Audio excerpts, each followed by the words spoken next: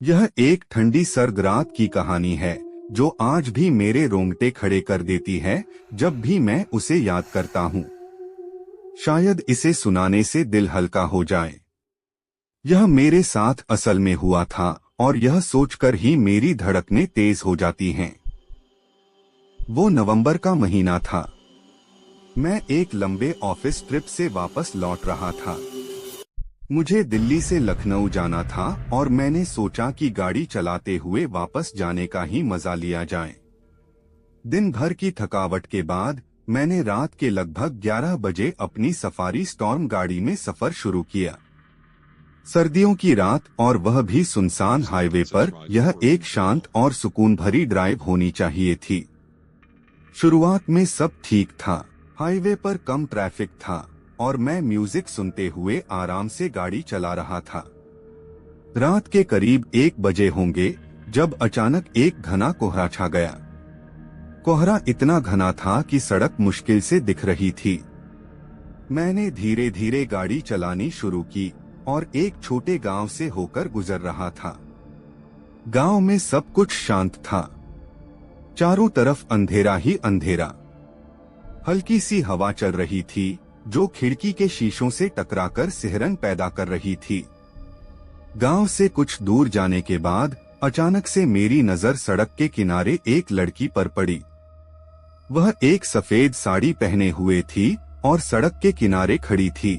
रात के उस समय और उस सुनसान जगह पर किसी का इस तरह खड़ा होना मेरे लिए हैरान करने वाला था। मैंने गाड़ी धीमी कर दी और सोचा कि शायद वह किसी मदद की उम्मीद में खड़ी हो। लेकिन जैसे ही मैं उसके करीब पहुंचा, उसने मेरी ओर देखा। उसकी आंखें, उन आंखों में कुछ ऐसा था जो मुझे आज तक नहीं भूला। वो आंखें बिल्कुल खाली और ठंडी थी, जैसे उनमें कोई जान नहीं हो। उसका चेहरा भी बहुत अजीब था, बेहद पीला और चेहरे पर कोई भाव नहीं था। एक पल के लिए मेरा मन हुआ कि गाड़ी रोककर उससे बात करूं, लेकिन फिर मेरे शरीर में एक अजीब सी झुरझुरी दौड़ गई। मेरे अंदर कुछ कह रहा था कि मैं गाड़ी न रोकूं। मैंने गाड़ी तेज कर दी और वहां से आगे बढ़ गया। पर जैसा कि आपने सुना ही होगा, डर कहीं भी पीछा कर सकता है। मैं जैसे ही आगे बढ़ा, मुझे एक अजीब सी आहट महसूस होने लगी। ऐसा लग रहा था जैसे कोई गाड़ी के पीछे पीछे चल रहा हो। मुझे यह महसूस हुआ कि मैं अकेला नहीं हूँ। मैंने शीशे में पीछे देखा पर वहां कुछ भी नहीं था। लेकिन वह आहट, वह लगातार आ रही थी, जैसे कोई मेरे साथ साथ चल रहा हो। मैंने म्यूजिक बंद कर दिया और पूरी तरह से सतर्क हो गया। दिल तेजी से धड़क रहा था और हाथ पैरों में ठंडक सी महसूस हो रही थी। मैंने अपनी स्पीड और बढ़ा दी, पर जितनी स्पीड बढ़ाता उतनी ही वह आहट तेज होती जाती। ऐसा लग रहा था कि वह चीज या कोई भी हो मेरी गाड़ी से भी तेज दौड़ रहा हो। कुछ देर बाद एक जगह पर मेरी गाड़ी अचानक झटके से रुक गई। गाड़ी का इंजन बंद हो गया और सब कुछ एकदम शांत हो गया। मैंने जल्दी जल्दी गाड़ी को दोबारा स्टार्ट करने की कोशिश की, पर इंजन ने जवाब दे दिया। उस अंधेरी और सुनसान जगह पर मैं बिल्कुल अकेला था। मैंने मोबाइल निकाला और देखा कि बैटरी भी खत्म होने वाली थी। जैसे ही मैंने मदद के लिए किसी को कॉल करने का सोचा, अचानक से मेरी गाड़ी के पास किसी के पैरों की आहट सुनाई दी। पहले धीमे धीमे, फिर तेज और तेज। जैसे ही मैंने शीशे से बाहर झांक कर देखा, वही सफेद साड़ी पहने लड़की मेरी गाड़ी के ठीक पास खड़ी थी।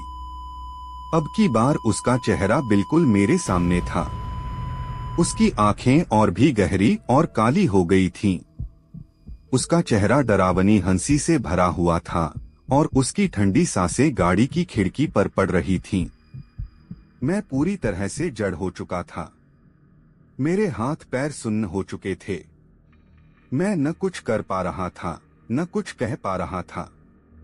फिर अचानक से वह लड़की धीरे धीरे गायब होने लगी, जैसे धुएं में घुल रही हो। लेकिन उसकी आहट अभी भी मेरे कानों में गूंज रही थी।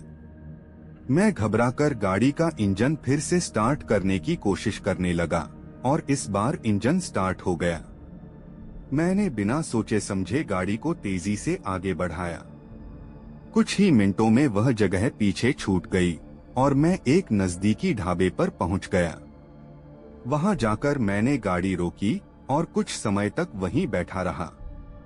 ढाबे के मालिक ने मेरी हालत देखकर पूछा, क्या हुआ साहब, सब ठीक है? मैंने उन्हें पूरी कहानी बताई तो उन्होंने मुझे एक चौंकाने वाली बात बताई।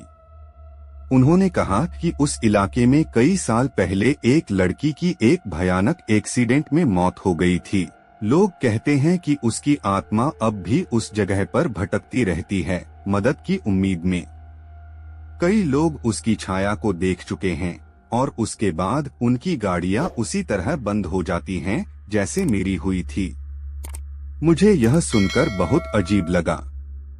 क्या जो मैंने देखा वह सच था या फिर मेरी थकान का असर? लेकिन उस रात के बाद मैंने कभी भी उस रास्ते से अकेले रात को सफर करने की हिम्मत नहीं की।